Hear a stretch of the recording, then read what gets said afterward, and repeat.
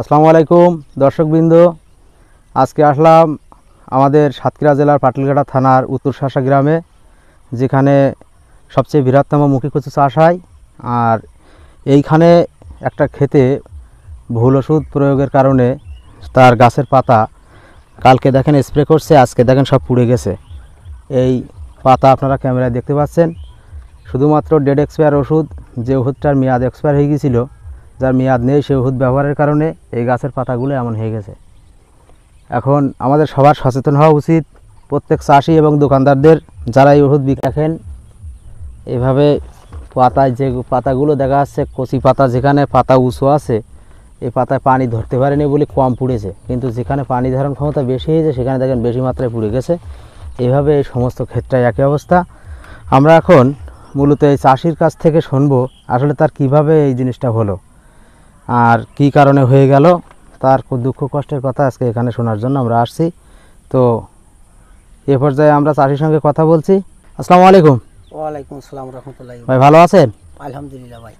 তো এই আপনার এই ক্ষেতের যে অবস্থা দেখলাম এসে, এ কীভাবে হলো ভাই, একটু বিস্তারিত আমাদের দর্শকদের একটু বলেন, যারা আরও চাষিরা একটু তাদের ভুল ভাঙতে পারে। এই সমস্যাটা আপনার হলো, ওই আমি দোকানে গেছিলাম, আমার এই কচুই এই দেখেন, এই যে ব্যাগলু বইছিস না, হ্যাঁ, এই ব্যাগলু ফসার কারণে আমি দোকানে গেছিলাম ঔষধ আনতে। ঔষধ আনতে আমি দোকানদারের সঙ্গে বললাম যে এরকম ভাই, আমার এই কচুর ব্যাগু ফসিস আছে, ব্যাগু ফসি গেলে ব্যাগুর থেকে আবার আইটি ধরা করতিস। আইটি ধরা করলে তো আমার মুখে সমস্যা হতে পারে। এখন আমি ঔষধ দোকানদারের কাছে চালি দোকানদার আমার এই অ্যামেস্টার টপটা দিল, আর ওই দুটোটা পাতে আবার পোক লেগিস মনে হয় ভাই। দেখেন এই দেখেন, এর মতো দুটো পাতায় পোক লেগিছে। পোক লাগার কারণে আমি আবার বললাম যে আমার কচু একটু পোকও লেগিস বলো ভাই। সেইভাবে আমার একটু ওষুধ দেন, পোক স্প্রে, ওই একসাথে দুটো মিলি দোকানে তো দিলি। উনি আবার ওই যে পাতা, ওই ভিত্তা করে পাতার মতন প্রোটেক্ট না কি একটা বলে, প্রোটেক্ট ওই এক পাতা দিলে, আর এই অ্যানাস্টার টপটা এই ঔষধটা দিলে। দেওয়ার পরে আমি আড়াইটি তিনটে বাঁচবো ওই রকম টাইম ওষুধটা স্প্রে করেছি। করার পরে সম্পূর্ণ ক্ষেত্রে সবই ভালো দেখা যাচ্ছে। দেখা যাওয়ার পরে ঔষধ স্প্রে করে আমি বাড়ি গিয়েছি, রোদ গরমে গোসল করেছি, খাইছি।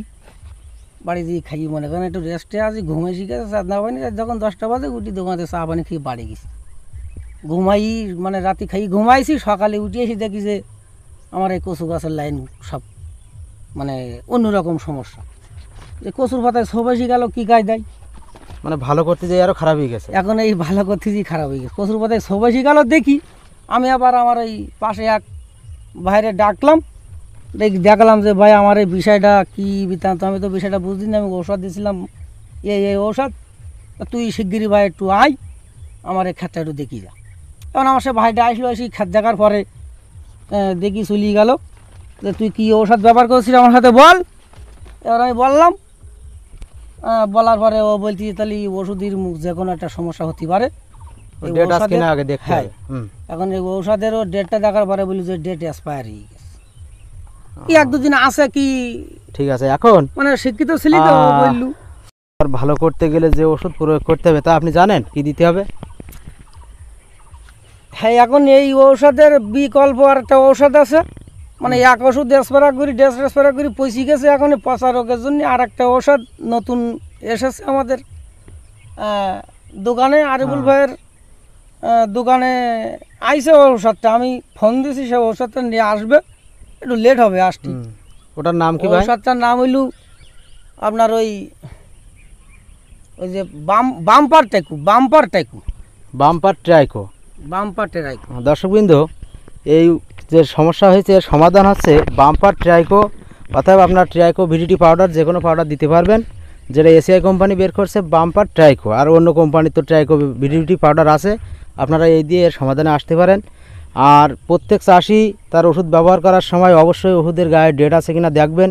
যদি ডেট না থাকে সে ওষুধ ব্যবহার করবেন না। পাশাপাশি প্রত্যেক দোকানদার ভাইদের কাছে অনুরোধ জানাচ্ছি, আপনারা ব্যবসার খাতিরে শুধুমাত্র যে চাষিদের এইভাবে প্রতারণা করবেন তা না। যেহেতু কোম্পানি আপনাদের ওষুধ দিছে, এর ডেট এক্সপায়ার হয়ে গেছে, কোম্পানি সেটা আবার বহন করবে। তো চাষিদেরকে মারবেন না, কারণ এই চাষিরা খুব কষ্ট করে এই ফসল করে, এদের দিন আনা দিন খাওয়ার মতন পরিবেশ। তারপরেও আমাদের দেশে এখনও পর্যন্ত চাহিদা টিকে আছে, শুধু এই মাটি এখনও বেইমানি করে নিতে হয়। তো এই পর্যন্তই আজকের আমি কথা বলছিলাম শাসা গ্রাম, উত্তর শাসা গ্রাম, পাটলঘাটা, সাতক্ষীরা থেকে। আসসালামু আলাইকুম, সবাই ভালো থাকবেন এবং আমার ভিডিও দেখবেন।